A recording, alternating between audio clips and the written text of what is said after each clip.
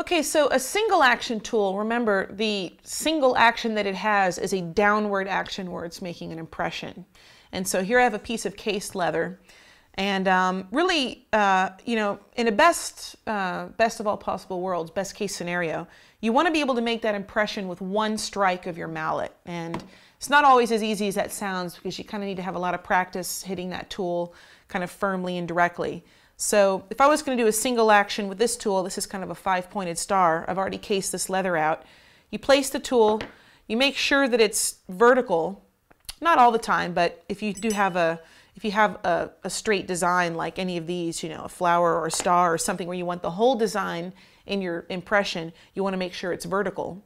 I'll talk in a little bit about examples where you might want to have the tool at an angle, but for most single action tools, you have the tool perfectly vertical, and you just want to give it a nice square hit on the top of the tool with, you know, not all the strength you can muster, but you want to do it pretty firmly.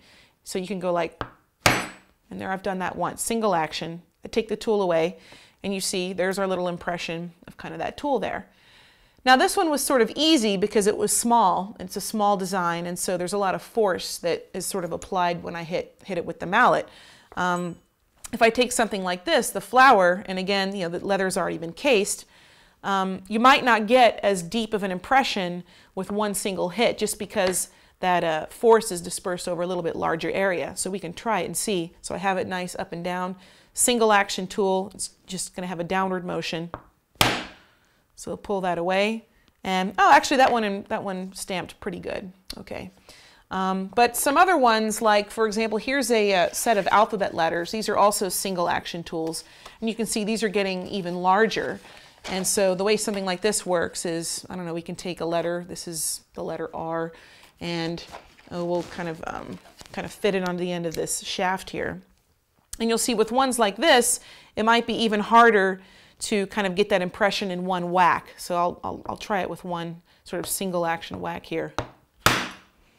So we'll pick this up, and it's probably, see, there's kind of a faint impression. It wasn't really straight up and down. You see how it's kind of deeper here and fainter there.